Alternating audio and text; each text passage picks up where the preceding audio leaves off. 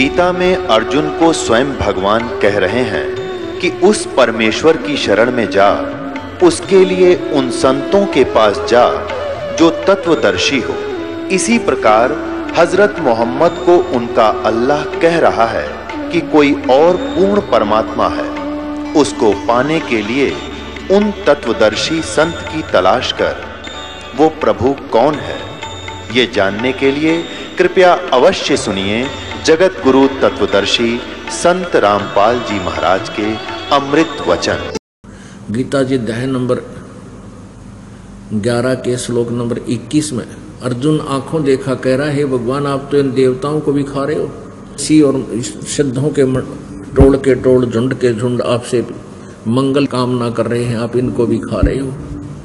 तब ये काल कहता, मैं तो काल हूं भाई, सब न खाऊंगा, मैं ना छोड़ूं किसी को। तो ये काल कह रहा है गीता जी अध्याय नंबर 8 के श्लोक नंबर 13 में, ओम इति एक अक्षरम ब्रह्म व्यवहारन माम अनुसमरण ये परियाति तजंदेहम स याति परमाम गति।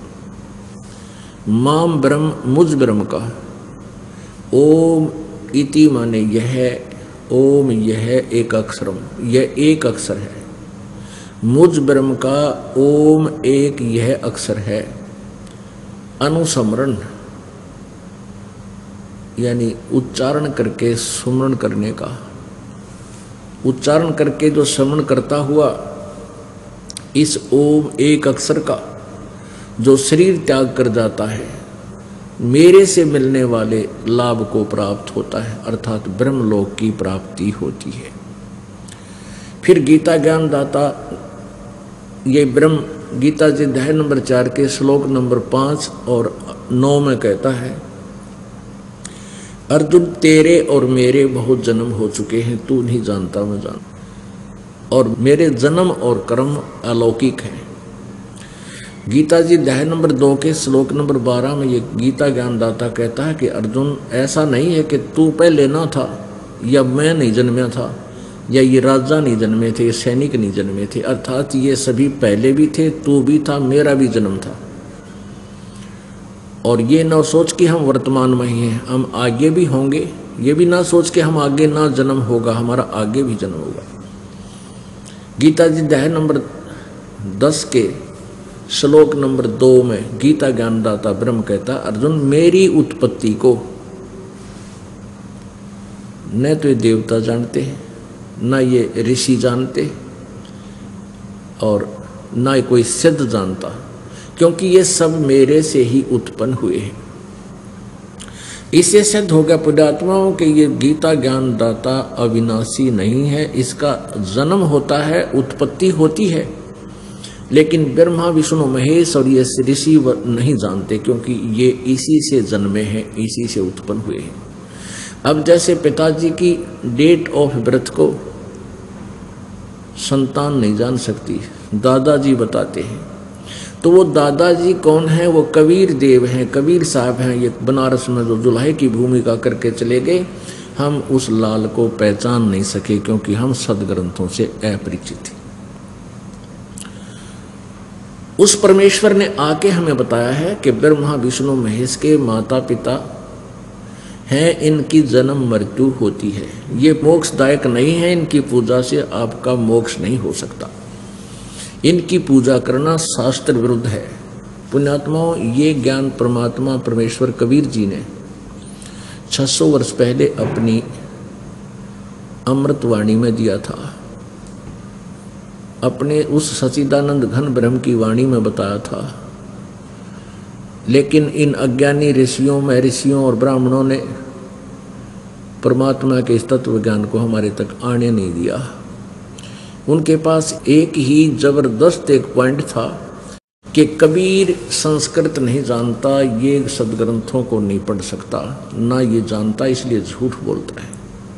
और ये प्रत्येक मानव को ये बात सच्ची जचना या सत्य मान लेना कोई जो है ना बुरा, ये कोई असंभव नहीं था, ये उचित ही था, क्योंकि वो स्वयं शिक्षित थे नहीं, और इस पॉइंट से सभी ये मान लिया कि कबीर जी तो ब्रह्मा विष्णु महेश जी की निंदा करता है और कहता है कि मैं परमात्मा हूँ और वेदों में मेरे ही बारे में सब जानकारी लिखी हुई है। परमेश्वर कहा करते थे कि वेद हमारा भेद है, मैं ना वेदन के माही, और जौन वेद से मैं मिलूँ ये वेद जानते नहीं। पुण्यात्माओं 5 वेद हैं। 5वां वेद इस काल भगवान ने छुपा दिया, खत्म कर दिया, हमारे तक आने नहीं दिया, ना ब्रह्मा तक, ना विष्णु जी तक, ना शिव जी तक। इसने ये 4 वेद हमारे को दे दिए। ब्रह्मा जी ने इन वेदों को पढ़ा, जैसा इसने इनको समझा उस आधार से विष्णु और शिव जी को भी उसने आगे ये बता दिया। पूरा ब्राह्मण वर्ग ब्रह्मा जी से प्राप्त ज्ञान पर ही पूरा ये ऋषि जन उसी ज्ञान पर आश्रित रहे। अपनात्मा एक ही संकेत से आपको ब्रह्मा विष्णु और महेश, क्योंकि ब्रह्मा जी से ज्ञान ग्रहण है सभी ऋषियों ने, और विष्णु जी को और शिव जी को ब्रह्मा जी से। तो जो ब्रह्मा जी को कैसा ज्ञान था उसकी एक झलक आपको दिखाते हैं। और समझदार को संकेत ही बहुत होता है। सौदागर जो होते हैं, मंडी में जाते हैं लाला लोग, किसी कनक का सौदा करते हैं 1000 बोरियों का, वो क्या करते हैं कि 2-4 बोरियों में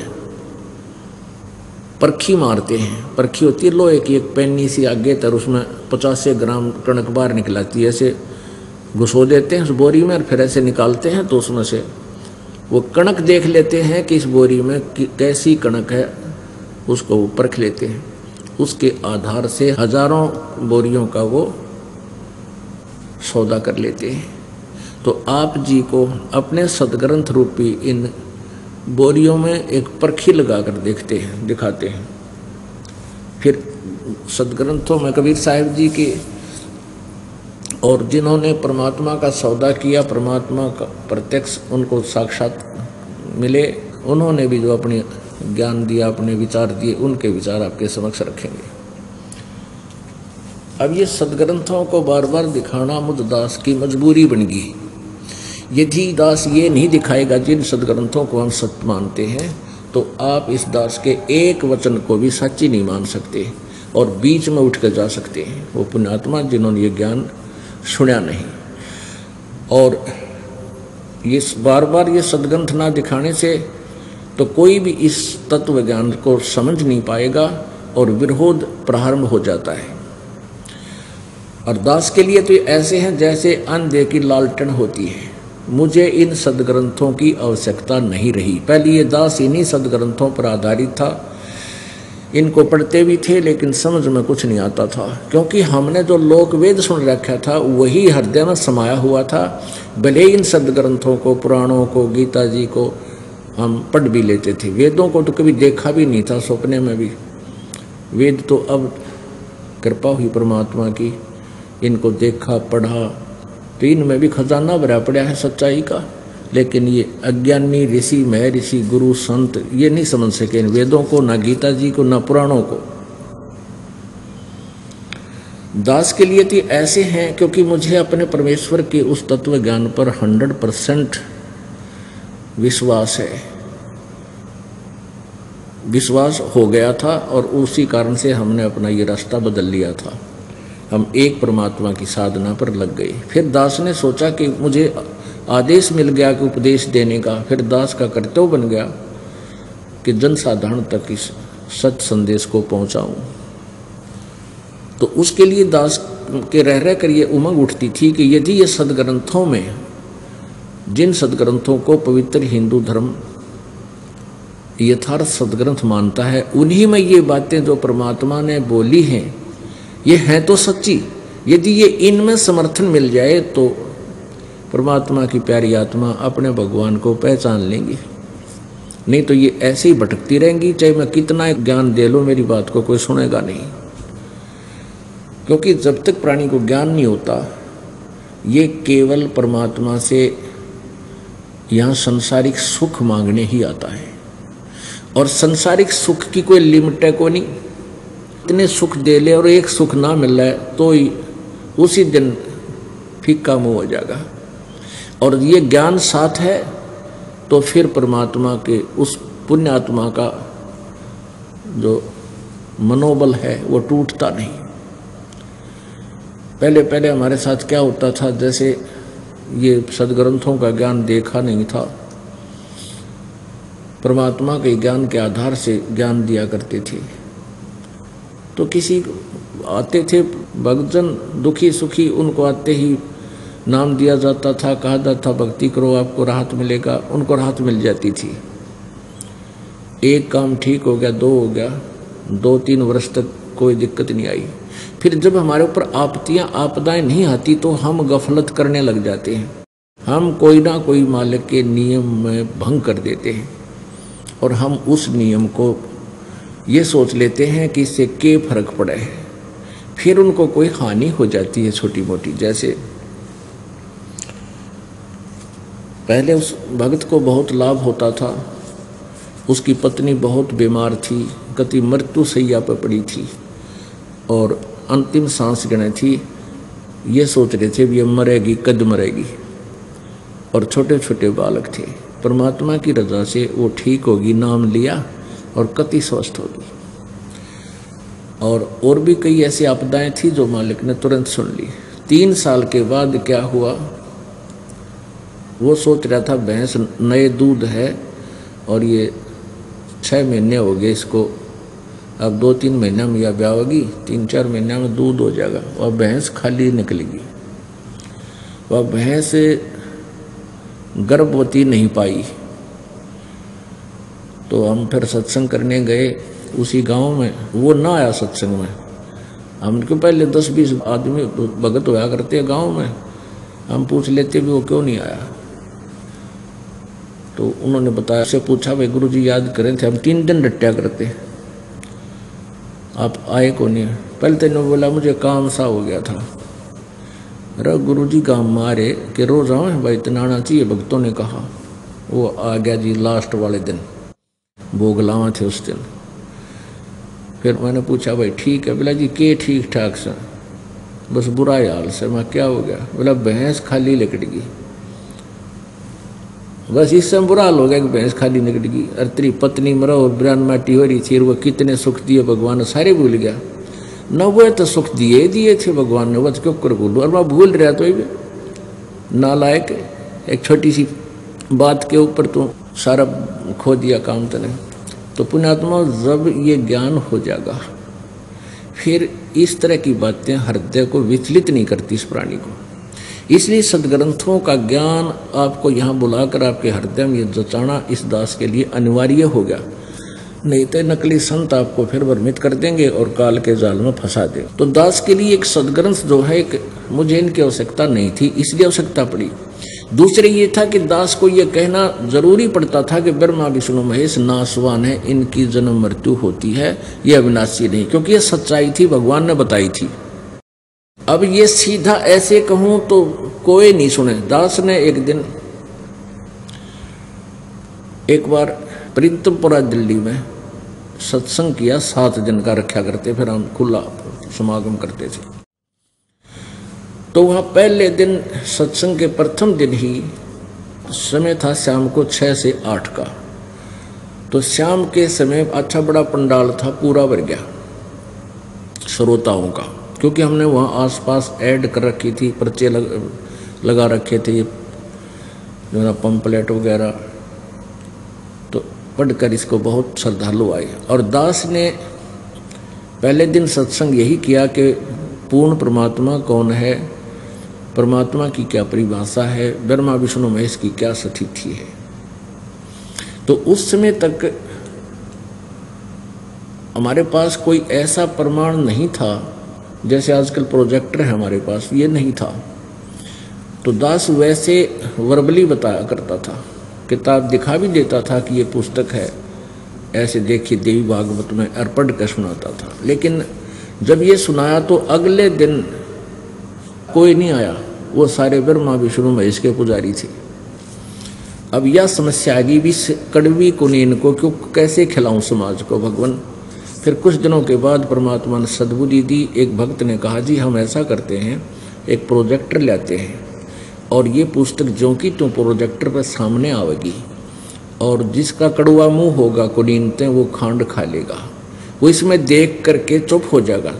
तो उन श्रोताओं ने जो दूसरी बार निहाए आस पास सबको ये कह दिया ये तो निंदा करे भाई ब्रह्मा विष्णु महेश की, ये तो सारी जो है ना उल्टी बात कहता है, ब्रह्मा विष्णु महेश को नासवान बताता है। तो आप भी नहीं आए और औरों को भी ना आने दिया, क्योंकि आसपास के क्षेत्र के वो रहने वाले थे। और विरोध और शुरू हो गया। तो दास के पास ये लालटेन रखी है और लालटेन ये प्रोजेक्टर के माध्यम से आपको दिखा देता है, तो विरोध कम हो गया। विरोध कम होने से पुण्यात्मा अब और आने लगी। ये क्रोथा कांड का कारण भी यही था।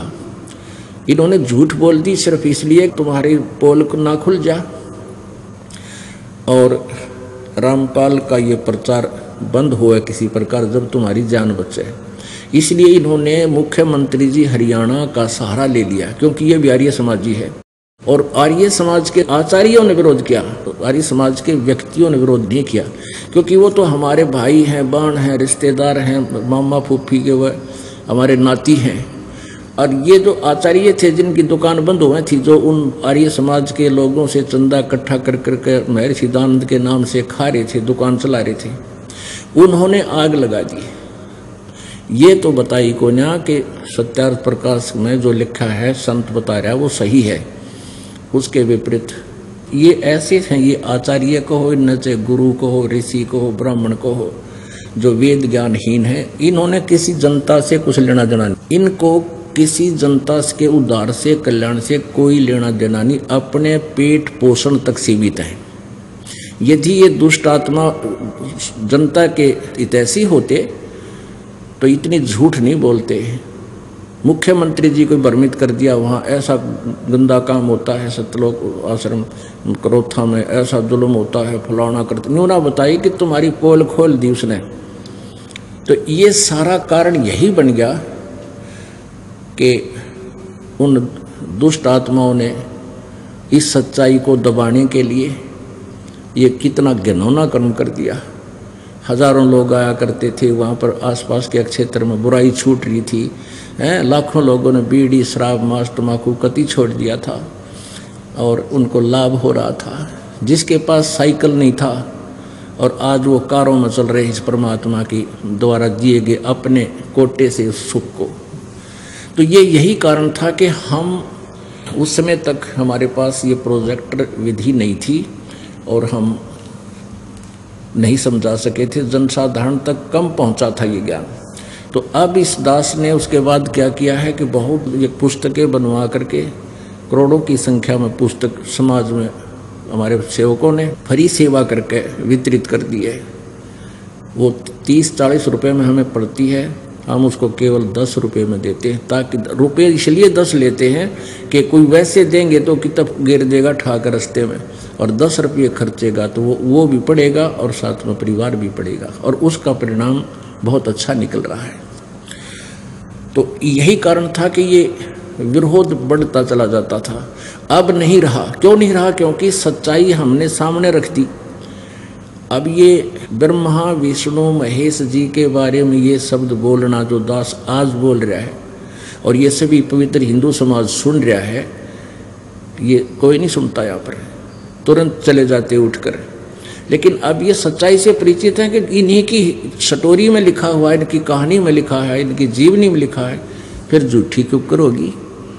ये झूठ कहाँ से होगी? तो आज बुद्धिमान समाज है, संकेत को समझ जाता है। और दास तो कति एक ए से लेकर जेड तक 20-20 बार समझाता है, दिखाता है। तो बच्चे से लेकर बूढ़े तक ये उंगलियां पर रटा गया कि कौन भगवान है, किसकी कितनी शक्ति है। हम ये नहीं कहते ब्रह्मा विष्णु महेश रिजेक्टेड है, नहीं, जितनी इनकी क्षमता है उतनी इनमें पावर अवश्य है, लेकिन ये पूर्ण मोक्षदायक नहीं है। तो एक बुढ़ा लालटेन ले जा था, अंधा वृद्ध व्यक्ति लालटेन लिए हुए रात्रि के समय लालटेन जलाकर और रास्ते जा रहा था। आगे से कुछ बच्चे आ रहे थे उछल कूद करते हुए। उस वृद्ध व्यक्ति ने, अंधे ने आवाज लगाई, बेटा ध्यान से आना, मैं अंधा हूं, देखना कहीं मेरे में टक्कर ना मार दो। मैं अंधा हूँ। वो बच्चे निकट आए, उन्होंने ध्यान से देखा कि एक वृद्ध व्यक्ति लालटेन लिए हुए आ रहा है और कह रहा मैं अंधा हूँ। तो उन बच्चों ने सोचा अंधा और लालटेन ले रहा, ये कैसे हो सकता है। उन्होंने खड़ा होकर पूछा कि बाबा आप सचमुच अंधे हो?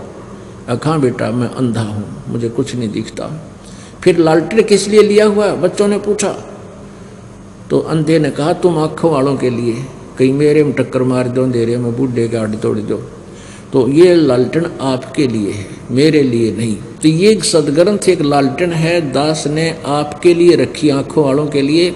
दास को कोई आवश्यकता नहीं इसकी, कहीं मेरे साथ संघर्ष ना बढ़ा दो और जो है ना आप भी वंचित रह जाओ भक्ति मार्ग से। उस अंधे आड़ी लालटेन आपके सामने लगा देता हूँ। बुद्धिमान व्यक्ति पढ़कर शांत हो जाता है और घर जाकर फिर पढ़ता है, क्योंकि यहाँ दिखाए हुए पर यकीन ना होता। एक बार ये दास नासिक में सत्संग कर रहा था 5 दिन का। तो पहले दिन शाम के समय, रात्रि के समय कुछ श्रद्धालु आए और 2 बूढ़े बूढ़े बैठे पीछे से, और प्रोजेक्टर हमारे पास था। तो इस दास ने पहले क्या किया कि ये दिखाई देवी भागवत, अंदर से ना दिखाया, इसको ऊपर से दिखा दिया ऐसे। ये देवी भागवत गीता परस गुरु पुरुष प्रकाशित, इसके अंदर चला गया मैं सीधा, और वहां फिर दिखाया ब्रह्मा विष्णु महेश नासवान है, ये स्वयं कहते हैं।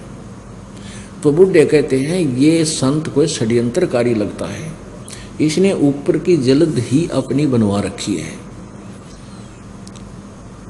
तो हमारा भक्त वहां बैठे थे, जैसे यहाँ से भी गए थे, अभी सुन रहे थे सत्संग, उन्होंने वो खूब सुना। फिर क्या किया दास ने, प्रसंग 2 घंटे में 1-2 बार प्रसंग आ ही जाता है इनका, जो प्रकरण ये चल रहा था। तो दास ने फिर दोबारा यही दिखाई देवी भागवत, और अंदर से भी दिखाई ये कहाँ से छपी है, इसका अनुवादक संपादक कौन है। तो उन्होंने ध्यान से देखा, अक भाई ये तो है तो गीता पर पुरुष दिक्कत ठीक है यार, हम अपने घर में जाकर देखेंगे। नोट कर लिया उन्होंने, वो 3रा सकंदर फलाना पृष्ठ नोट कर लिए दोनों बुढ़िया ने। फिर वो घर जाकर देखी उन्हें। अगले दिन फिर आए, वो सत्संग सुन रहे थे, फिर आपस में चर्चा कर रहे थे। तो उन्होंने कहा भाई बात तो सारी सच्ची लिखी, हमारी तो आँख फूट रही थी, हम रोज पढ़ा करते, हमने कद देना, हम नहीं पकड़ पाए इस बात को, और यह तो कति सत्य लिखा। पर बेरा नहीं, पुराने रंग में हम इतने रंगे गए, आँखें देख भी कभी ना दस दिख ब्रह्मा विष्णु में नासवान होंगे, क्योंकि वह झूठ घनी बार सुन रहा, आखिर वह सच्ची प्रतीत होगी हृदय, उसका ये कारण था। फिर वो कहते हैं भाई बुढ़ी बनगी मारी गया था, अब या भक्ति ब्रह्मा विष्णु में इसकी कर नहीं सकते हैं, और या इसको हम सच्ची भी नहीं मान रहे, जो इस संत बताओगा इसका के भरोसा। हमने 40 साल 50 साल खो दिए ये औरों की दंत कथा सुनते सुनते संतों की, इसकी बात पर विश्वास किए करा, यू पहली बार मिल हमने बता। अब हम ना वो भक्ति जोग्य रहे, और इसकी न स्वीकार क्यों कर करा, यूँ तो संत सा भी ना दिखता, साधारण साधु दिखे। हम संत किसने मानना, जिसने जटा बुढ़ा रखी हो, को घोटम घोट कति मूंड मुंडा रखा हो, लाल कपड़े पहन रखे हो, तो हम या दोने दाना पर तपता हो कि तब डले ढोरिया हो, तो हमारी बुद्धि उस तरह सेट हो रही है कि ऐसा हो से संत तय। अरे संत तो भक्ति से और ज्ञान से होता है, ये ऊपर ले और आडंबर ने किसे पहन लो, चाहे कैसे कपड़े पहन लो, तो वस्तु अंदर इस शरीर में कमाई बनती है। तो इस काल भगवान ने बहुत ज़्यादा अड़ंगा अड़ा रखा है, और इस सारे मैल को हटाना पूरे मानव समाज के हृदय से बहुत ही कठिन कार्य है, लेकिन अब ये सुलभ होगा, क्योंकि परमात्मा की शक्ति साथ है, और सभी परमात्मा के बच्चे हैं, और सभी को भगवान की चाह है। सभी 2 नंबर के काम करके थक लिए छक लिए, वो धनी नहीं हो सके, दूने दुखी हो रहे हैं। और परमात्मा आपको माया भी देगा, लेकिन ऐसी देगा जो आपको नुकसान ना करे, आपके काम भी सारेगा, आपको शांति भी देगा, आपके दुखों का निवारण भी करेगा, और आपको मोक्ष भी देगा। तो ब्रह्मा विष्णु महेश के विषय में हमने जो दंत कथा सुनी हुई थी, परमात्मा ने 600 वर्ष पहले यही बताया था कि ब्रह्मा विष्णु महेश नासवान है, इनकी माता दुर्गा है, पिता इनका ज्योति निरंजन काल है, और इनका जन्म मृत्यु होता है। रजगुण ब्रह्मा है, सतगुण विष्णु, तमगुण शिव जी। और आज वही सदग्रंथों में मिला हमारे को। देखिएगा श्रीमद् देवी भागवत,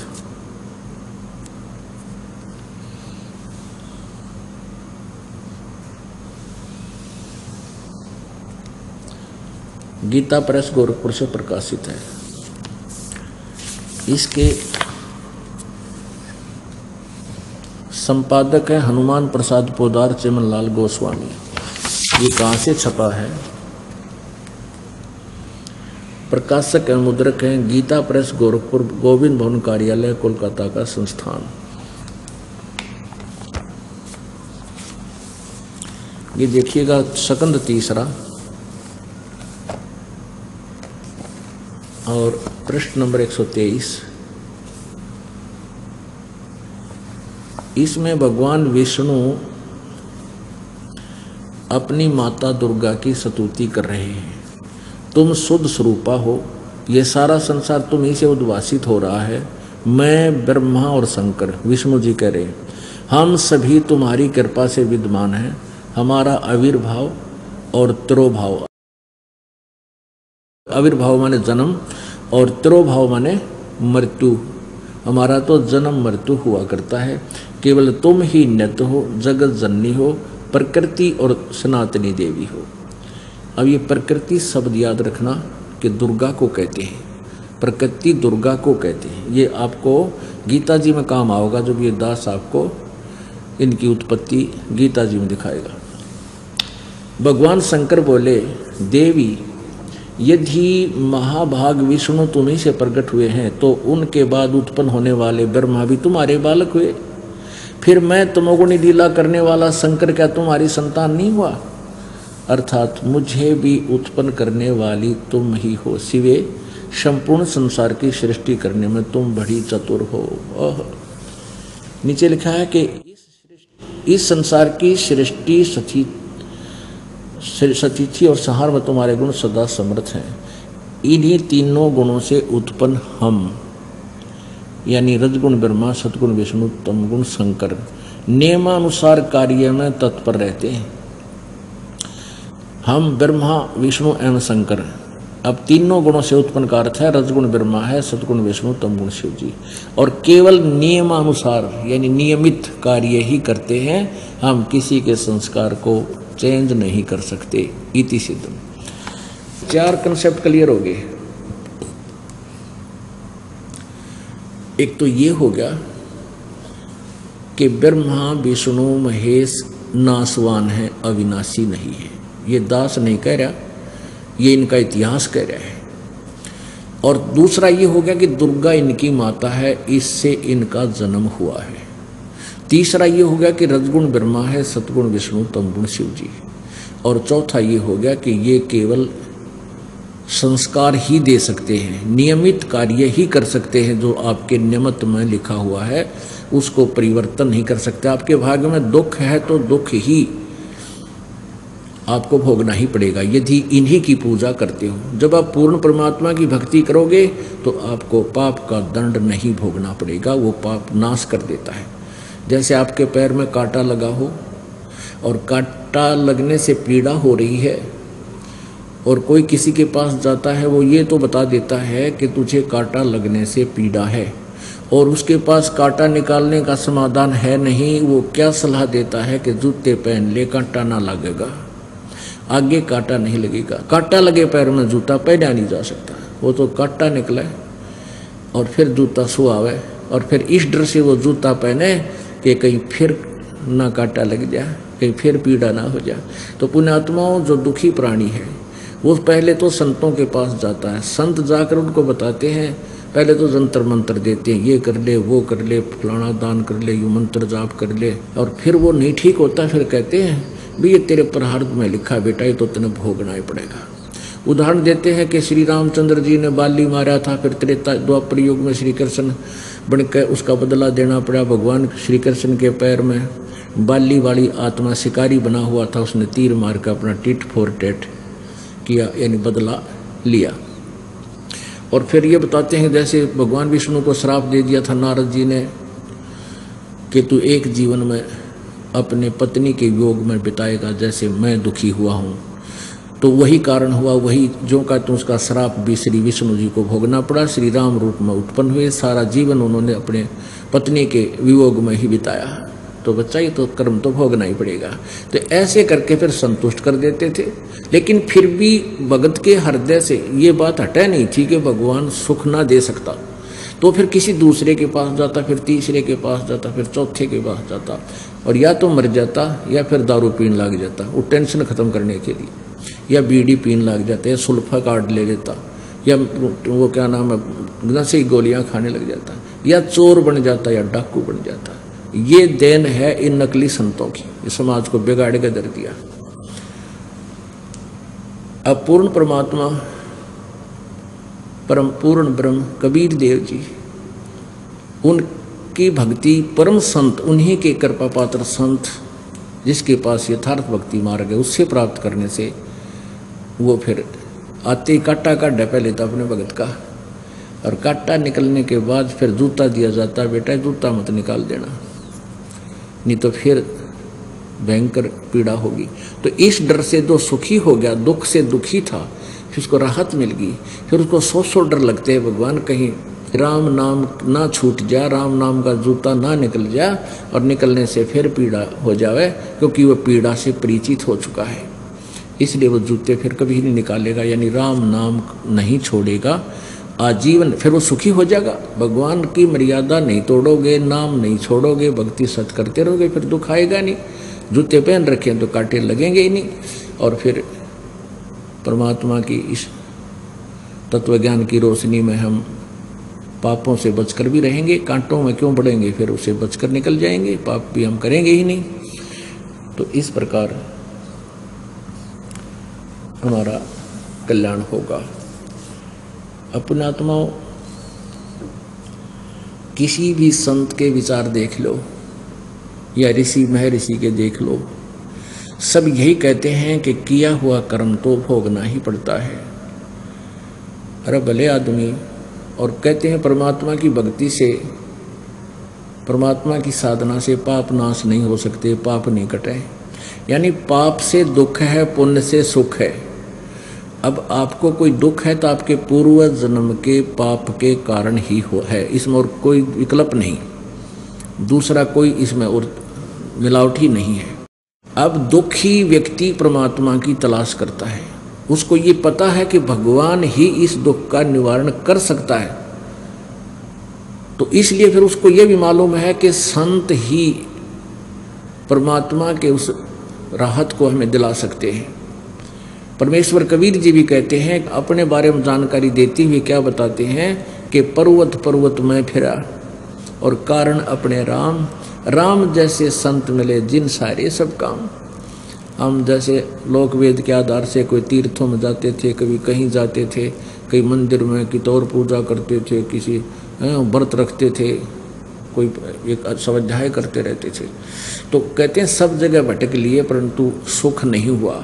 और जहाँ हमें सुख हुआ वो परमात्मा जैसा संत मिल गया जिससे हमारे सारे काम ठीक हो गए। तो पुण्यात्माओं, जिस प्राणी का जब तक पुण्य चलता है तो सुखी है, उसकी अच्छी संतान भी है, ठीक उनकी व्यवस्था है, नौकरी या व्यवसाय का उनका खूब बढ़िया जुगाड़ है, तो समझो उसके पुण्य चल रहे हैं। तो उसमें फिर वो जो साधना भी करता है, क्योंकि कोई प्राणी शायद ही कोई होगा 1% विश्व में जो परमात्मा को नहीं मानता होगा, वो तो मूढ़ इंसान होता जो भगवान से दूर है, अपरिचित है। अन्यथा तो कोई कितना ही बड़ा सेठ है, कितना ही बड़ा अधिकारी कर्मचारी या राजपद पर प्राप्त है, वो अवश्य मालिक परमात्मा को मानता है। और जो साधना वो परंपरागत पहले करता हुआ आ रहा है उसी को करते करते वो मंत्री बन गया है, और वो मंत्री उन्हीं पूजाओं को कर रहा है जो पहले करता था। तो ये सोच रहा है कि मुझे जो अब ये पद मिला है ये इसी से मिला है जो मैं साधना भगवान की करता हूँ। और फिर वो उन्हीं साधनाओं को करते करते वो मंत्री ना रहता और घर में नरे दुख हो जाते हैं, और बैठा एकला माखी मारे घर बैठ के, कोई उसने पूछता भी कोई ना, फिर कित गई वह पूजा उसकी, क्योंकि उसकी जो पूर्व जन्म के जो संस्कार थे वह बैटरी डिस्चार्ज होगी और आगे चार्जर ठीक लगा को नहीं। वो लोक वेद के आधार से साधना करता था,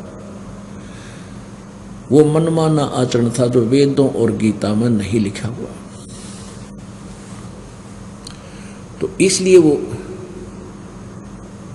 जब तक पुण्य चले तो इतने सुखी नजर आए, फिर पाप आए, ओहो, फिर विरानवाटी हुई। अपने आत्माओं, जब पुण्यों का दौर समाप्त हो जाएगा, पाप का शुरू होगा, फिर एक से एक आपत्ति रोज आवेंगी उसके ऊपर, क्योंकि उसने प्रोटेक्शन नहीं कर रखा, कोई बचाव ऐसा नहीं किया, कोई संत की तलाश नहीं की। और परमात्मा कहते हैं दुख में सुमन सब करें और सुख में करे ना कोई, और जय सुख में सुमन कर ले फिर दुख क्यों होवे। सुख में सुमन किया नहीं फिर दुख में करते याद, कह कबीरता दास की फिर कौन सुने फरियाद। अपने आत्मा जब तक सुखी हैं तो अपनी उन्हीं साधनाओं को करते हैं, और हम बताते हैं ऐसा कर लो, वो कतई नहीं मानते। यही ठीक है, ठीक लग रहे हमारा, मौज हो रही है, हमने क्या जरूरत है दूसरी भक्ति करने की। अब वो बालक हैं, उनको समझावा कैसे, समझा में आवे या तो सत्संग सुने या हमारे द्वारा लिखी पुस्तक को पढ़े हैं तो ज्ञान हो। इतना समय जीव के पास नहीं, क्योंकि योग काल और माया से बहुत भ्रमित हो चुका है। अपने आत्मा परमात्मा की साधना से, उसके यथार्थ मंत्र से हमें लाभ होगा, सत साधना से। अब जैसे प्रसंग चल रहा था कि गीता जी अध्याय नंबर 8 के श्लोक नंबर 13 में गीता ज्ञानदाता कह रहा कि मेरा तो एक ओम मंत्र है, और जो इसकी अंतिम श्वास तक इस साधना करता हुआ शरीर छोड़कर जाता है, मेरे वाले लाभ को प्राप्त होता है। हाँ, ये प्रसंग चल रहा था कि गीता अध्याय नंबर 4 के श्लोक नंबर 5 और 9 में, गीता जी अध्याय नंबर 2 के श्लोक नंबर 12 में, और अध्याय नंबर 10 के श्लोक नंबर 2 में ये स्पष्ट है कि ब्रह्म भी नाशवान है। ब्रह्मा विष्णु महेश का पिता, ये ब्रह्म ज्योति निरंजन जो दुर्गा का पति है, ये भी कहता है कि मैं भी नाशवान हूँ, मेरी उत्पत्ति जन्म होता है। तो उस परमेश्वर ने, कबीर जी ने आकर के इस ब्रह्म की उत्पत्ति और दुर्गा का जन्म और हम सब की यहाँ काल जाल में फंसने की सारी सत्य कहानी सुनाई। तो उसके बारे में फिर गीता ज्ञान दाता ही आगे कह रहा है 8वें अध्याय के प्रथम मंत्र में। गीता ज्ञान दाता से अर्जुन ने पूछा कि भगवान, आपने जो 7वें अध्याय के 29वें मंत्र में ये कहा है कि तत्ब्रह्म को जानने के उपरांत और पूरे अध्यात्म ज्ञान को समझने के उपरांत ये प्राणी केवल जरा और मरण से मोक्ष के लिए ही, मुक्ति के लिए ही ट्राई करता है, प्रयत्न करता है, यानी जन्म मृत्यु से ही छूटने की, इसे बुढ़ापा और मृत्यु से ही छूटने का प्रयत्न करता है, और इस लोक की कोई वस्तु की डिमांड नहीं करता। अर्जुन ने पूछा फिर किम तत्ब्रह्म पुरुषोत्तम, किम अध्यात्म और किम अधिभूत और किम कर्म पुरुषोत्तम। तो उसने कहा वो तत्ब्रह्म कौन है जिसके बारे में जानने के बाद इस संसार की कोई डिमांड नहीं मान रहती, वो केवल बुढ़ापे और मृत्यु से छूटने की कोशिश करता है, क्योंकि सतलोक में जाने के बाद बुढ़ापा नहीं है और ना ही वहाँ मृत्यु है। और ये दोनों कहर हैं इस मानुष जीवन पर जो यहाँ पर ये भी भोगने पड़ते हैं, और तो दुख है ही हैं। लास्ट देखना आपका क्या होगा। आज ये बूढ़े बूढ़े दिखा हमने लठोड़ी का सारा चलते, हमारा दस दी को ना कि हम भी ऐसे हो जाएंगे, क्योंकि हम तो सैर सपट्टे तो खटाखट निकल जाए उनके पास से और देखते रहते हैं बूढ़ा बड़ा दुखी हो रहा है। एक दिन आप जी के साथ यही बीतेगी, और जब यह बीत लेगी जब समझ में आवेगी। पुण्यात्माओं, ये नहीं है कि हम बूढ़े ना होंगे, हम जो भक्ति करते हैं, लेकिन हमारा बुढ़ापा बिना नामवाला जैसा ना होगा, ये गारंटीड बात है। नहीं फिर भक्ति की जरूरत है कोई ना। हमारा बुढ़ापा तो होगा लेकिन परमात्मा का पल पल प्रसाद होगा, और ऐसा आराम से मालिक की दया से हम सतलोक चले जाएंगे, किसी को पता भी नहीं लगेगा।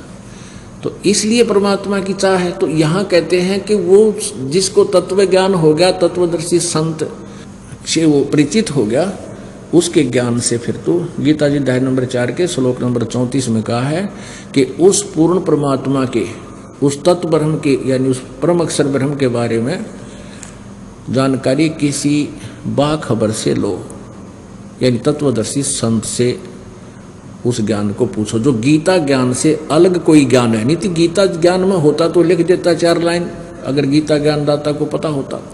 तो गीता जी अध्याय नंबर 8 के श्लोक नंबर 1 के प्रश्न का उत्तर गीता ज्ञानदाता ने 8वें अध्याय के 3रे श्लोक में कहा है कि वो परम अक्षर ब्रह्म है, जो गीता ज्ञानदाता से अन्य है,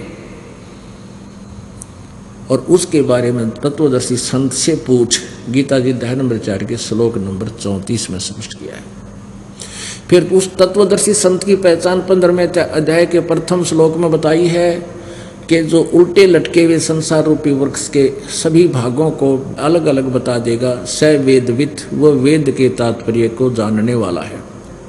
तो वो तत्वदर्शी संत रूप में परमात्मा कबीर जी ही थे, स्वयं परमात्मा ही बता सकता है अपने वेद को। वो स्वयं आए थे, उन्होंने बताया था 600 वर्ष पहले कि अक्षर पुरुष एक पेड़ है, निरंजन वा की डार, और तीनों देवा शाखा है, ये पात रूप संसार। अक्षर पुरुष ये जमीन से बाहर दिखाई देता है जितना पोर्शन, ये अक्षर पुरुष है।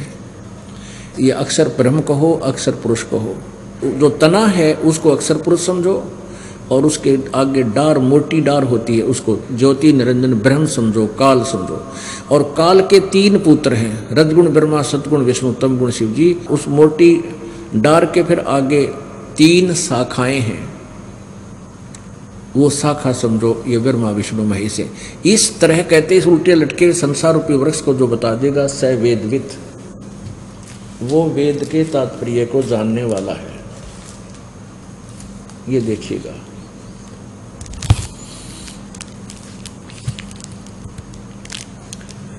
ये एक पेड़ है पूरा, और जो जमीन से बाहर नजर आता हम उसी को वृक्ष मानते हैं। परमात्मा ने खुद बताया है कि अक्षर पुरुष एक पेड़ है, कबीर जी की वाणी है। ये वो तत्व ज्ञान 5वां वेद सूक्ष्म वेद में ये लिखा है। कबीर अक्षर पुरुष एक पेड़ है, निरंजन वा की डार। निरंजन कहते ब्रह्म को, क्षर पुरुष को, क्षर ब्रह्म को, निरंजन वा की डार, और तीनों देवा रजगुण ब्रह्मा सतगुण विष्णु शाखा है, और पात रूप संसार। ये देखिएगा, ये यहां से देखिए, ये तना तो समझो अक्षर पुरुष है, और ये अक्षर पुरुष है। अक्षर पुरुष कहो या इसको परब्रह्म कहो, इसी के ये पर्यायवाची नाम है। और ये है अक्षर पुरुष कहो या ब्रह्म कहो, क्षर ब्रह्म कहो। ये देखिएगा, ये क्षर पुरुष कहो, ये इस तने से एक मोटी डार निकली, डार, और डाल, इस डाली के फिर डाल के आगे 3 शाखा है, रजगुण ब्रह्मा, ब्रह्मा रजगुण, और सतगुण विष्णु, और तमगुण शिव जी शंकर, और ये पात रूप संसार। ये परमात्मा ने, कबीर जी ने 600 वर्ष पहले गीता जी का गूढ़ रहस्य अपने सूक्ष्म वेद में, अपनी अमर वाणी में, सच्चिदानंद घन ब्रह्म की वाणी में बोला था, बताया था। और यही अब इसका प्रमाण श्रीमद् भगवत गीता, पवित्र गीता जी आपको बताइए। देखिएगा, श्रीमद् भगवत गीता, इसके ये जयदयाल गोविंद का इसके अनुवादक हैं, जयदयाल गोविंद का अनुवादक है, और ये गीता प्रेस गोरखपुर से प्रकाशित है। इसके अध्याय नंबर 4 के श्लोक नंबर 34 में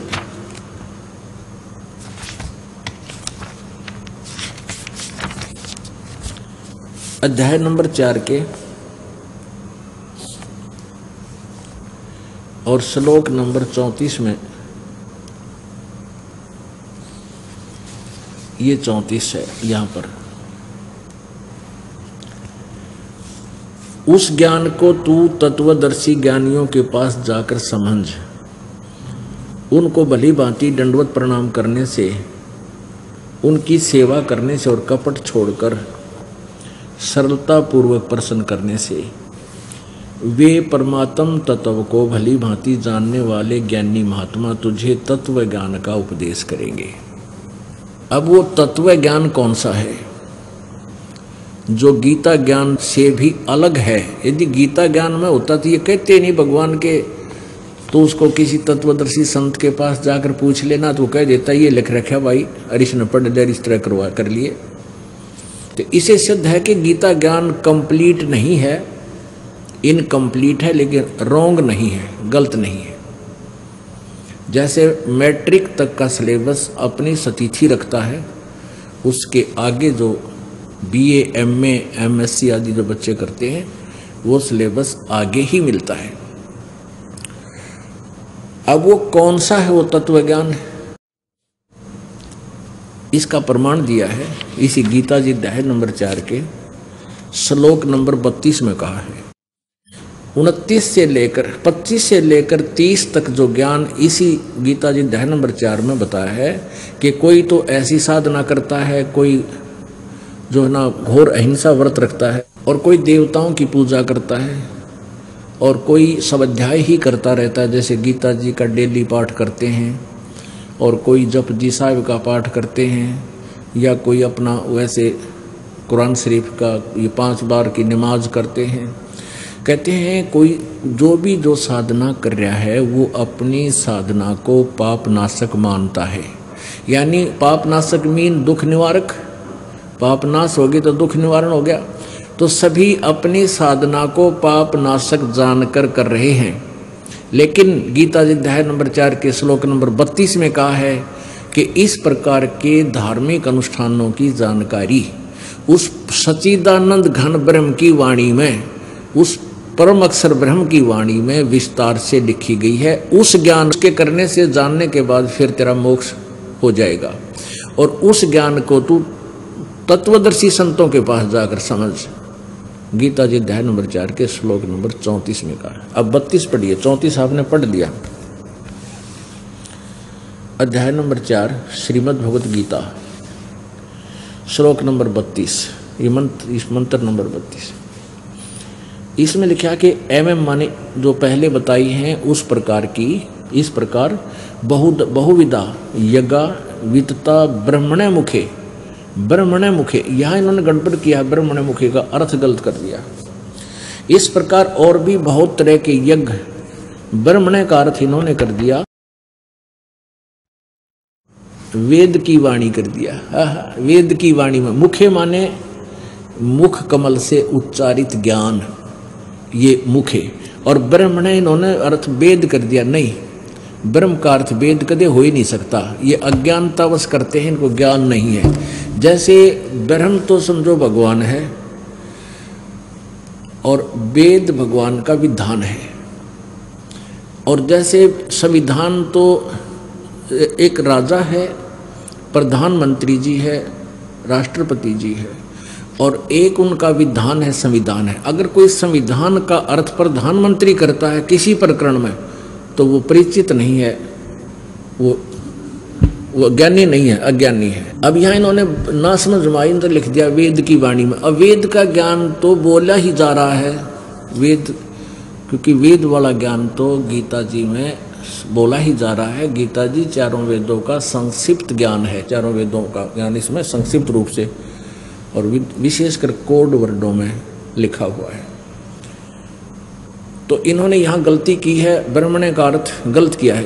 इन्हीं के शब्दों में, इन्हीं के द्वारा किया हुआ दिखाता हूँ आपको 17वें अध्याय के 23वें श्लोक में, और उसमें ये भी लिखा है कि ये है वो मंत्र सच्चिदानंद घन ब्रह्म का।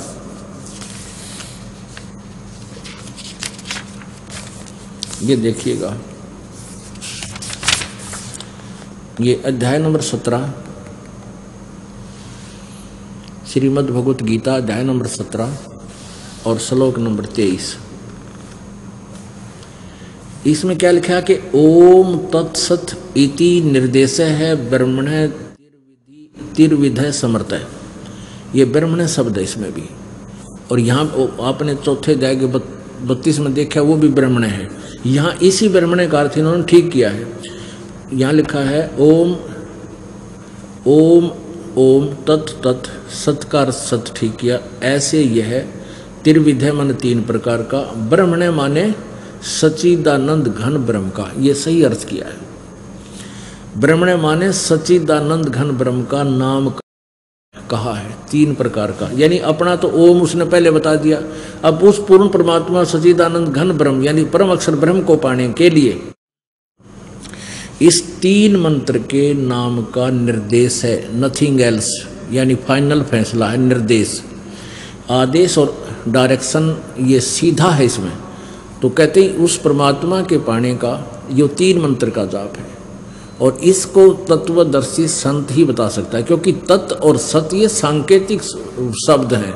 ओम तत्सत ये कोई मंत्र नहीं है। इसके साथ ये नाड़ी एकादा संत हरि ओम और लगा देता, हरि ओम तत्सत, हरि ओम तत्सत, ये बढ़ावे हैं बिना मतलब का, इनको ज्ञान नहीं है। ये तत् और सत एक सांकेतिक शब्द है, ये दास बतावेगा। जो तत् शब्द है ये पर ब्रह्म का है, अक्षर पुरुष का, और सत जो मंत्र है ये गुप्त है, कोड वर्ड है, वो परम अक्षर ब्रह्म का मंत्र है। तो तीनों भगवानों के मंत्रों की हमने साधना करनी पड़ेगी, तभी हम यहाँ से निकल पाएंगे और हमारा पूर्ण मोक्ष होगा, और इस जीवन में भी सुख इन्हीं से मिलेंगे। अब फिर आइएगा गीता जी अध्याय नंबर 4 के श्लोक नंबर 32 में, 4 का ये 32। हम अब इसको ठीक करेंगे, अनुवाद इसका हम खुद कर लेंगे। इस प्रकार और भी बहुत तरह के यज्ञ यानी धार्मिक अनुष्ठान ब्रह्मण मुखे सच्चिदानंद घन ब्रह्म की वाणी में, हम इसको ऐसे लिख लेते, सिर्फ यहाँ बदल दो, सच्चिदानंद घन ब्रह्म की वाणी में विस्तार से कहे गए हैं। उन सब को तू कर्म जान, यानी काम करते करते क्रियाओं से पूर्ण होने वाले ऐसा जान। इस प्रकार तत्व से जानकर उनके अनुष्ठान द्वारा यानी तत्व ज्ञान में लिखी हुई साधन द्वारा तो कर्म बंधन से सर्वथा मुक्त हो जाएगा। वो फिर इसके इसी के बारे में चौथे अध्याय के 34वें श्लोक में कहा है। ये देखिएगा अध्याय नंबर 4 का श्लोक नंबर ये 34 कि उस तत्व ज्ञान को जो सच्चिदानंद घनम ब्रह्म की वाणी में है, जिसने अपने मुखारविंद से आकर बोल के उच्चारण किया उस ब्रह्म ने, उस ज्ञान को तू तत्वदर्शी ज्ञानियों के पास जाकर समझ, उनको भली भांति दंडवत प्रणाम करने से, उनकी सेवा करने से और कपट छोड़कर सरलता पूर्वक प्रसन्न करने से वे परमात्म तत्व को भली भांति जानने वाले ज्ञानी महात्मा तुझे तत्व ज्ञान का उपदेश करेंगे।